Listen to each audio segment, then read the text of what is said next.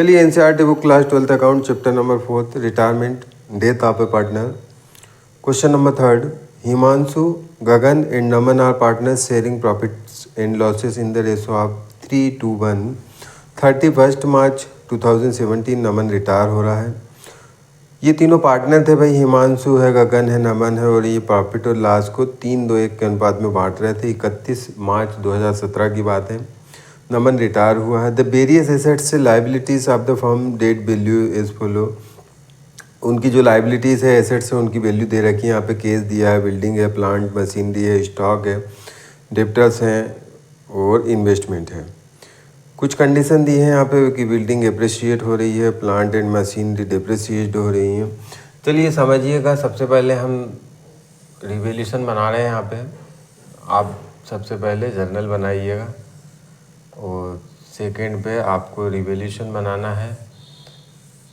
पर रिवैल्यूएशन सबसे पहले बनेगा सेकंड नंबर पे, नीचे ऊपर जर्नल, नीचे रिवैल्यूएशन, पर बनाना पहले है ताकि आपको एंट्री में दिक्कत ना आए।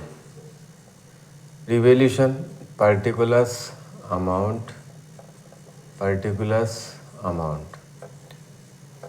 प्रॉफिट एंड लॉस का ही एक रूप है ये। तो यदि हमें प्रॉफिट होगा तो क्रेडिट लेंगे, लॉस होगा तो डेबिट लेंगे। Building to be appreciate by 20%, building की कीमत हमारी 20% अप्रिशिएट हुई, बढ़ गई है, तो बिल्डिंग में हमें 20% का फ़ायदा है। जितना फ़ायदा है उतना लिखेंगे हम 20%। बिल्डिंग की कीमत क्या है, बिल्डिंग है 1 लाख की, तो 20% 20,000 ये प्रॉफिट है हमारा। नेक्स्ट देखें हम plant and machinery depreciate. Plant और मशीन में 10% का डिप्रिशिएट हुआ, मतलब हमें नुकसान है, तो हम यहाँ पे प्लांट एंड मशीनरी लिखेंगे 10%, 40,000 का 10% 4,000।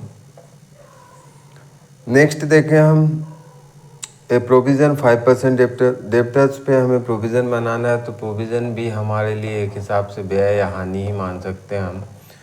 बेड डेप्ट रिजर्व 5%, ये डेप्टर्स पे बनता है, और डेप्टर्स यहाँ पे हैं हमारे 20,000 के। 20,000 का 5% होगा हमारा 1,000।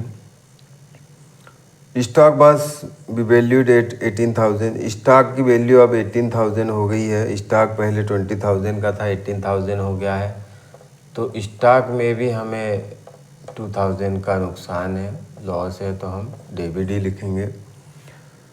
नेक्स्ट है इन्वेस्टमेंट 35,000। इन्वेस्टमेंट हमारे 30,000 के थे और अब 35 के हो गए हैं, तो इन्वेस्टमेंट में हमें प्रॉफिट है, तो इन्वेस्टमेंट लिख देंगे हम। कितने 5,000 के लिखेंगे इन्वेस्टमेंट। टोटल देख लेते हैं, तो टोटल 25,000 है हमारे इधर का टोटल है हमारा 7,000। तो हमें यहाँ पे जो प्रॉफिट है, डिविजिबल प्रॉफिट जो हमारा यहाँ पे आ रहा है, वो आ रहा है 18,000। 18,000 को हम पार्टनर्स को बांटेंगे 3:1 में, 6 पार्ट में, तो 3 के 1 बन रहे हैं। यहाँ ट्रांसफर टू पार्टनर्स कैपिटल लिखना चाहिए हमें।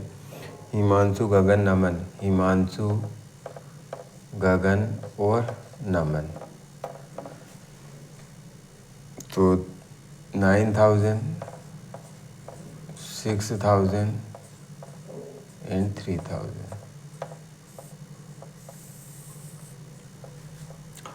अब जर्नल एंट्री हम करेंगे, तो जर्नल एंट्री देखते हैं यहाँ पे।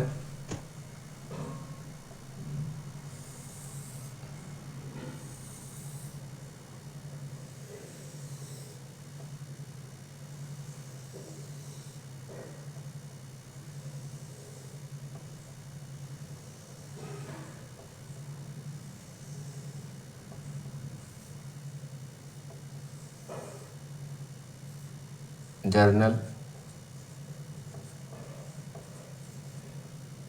फॉर्मेट सभी को पता है। फर्स्ट एंट्री देखेंगे हम, तो फर्स्ट एंट्री यहाँ पे हम देख रहे हैं कि ये रिटायर हो रहा है, और रिटायर होने पे यदि हमारे पास में रिज़र्व हो, वर्कमैन कंपनसेशन फंड हो या प्रॉफिट हो, तो वो भी हम बांटते हैं।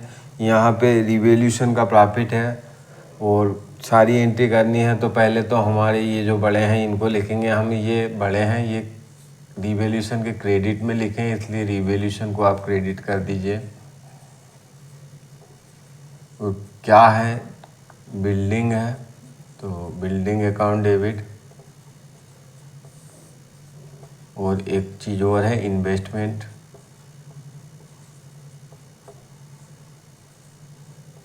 Investment debit 20,000 and 5,000, total 25,000 being assets increased.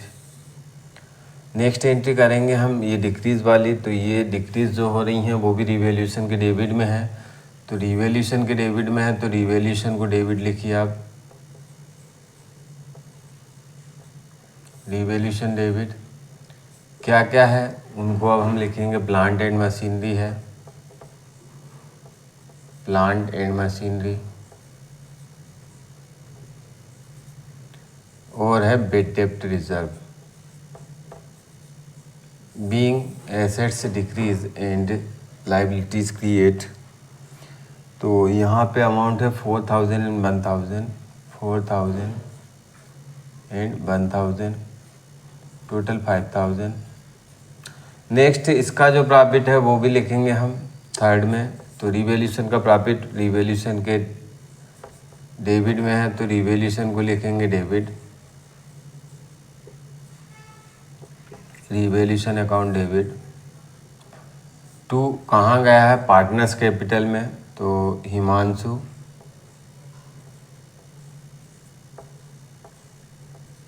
Capital, to Gagan capital,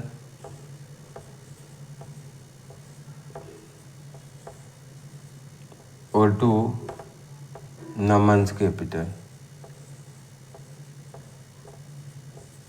being profit transfer to partners capital 9,000, 6,000 and 3,000, total हो गए हमारे 18,000।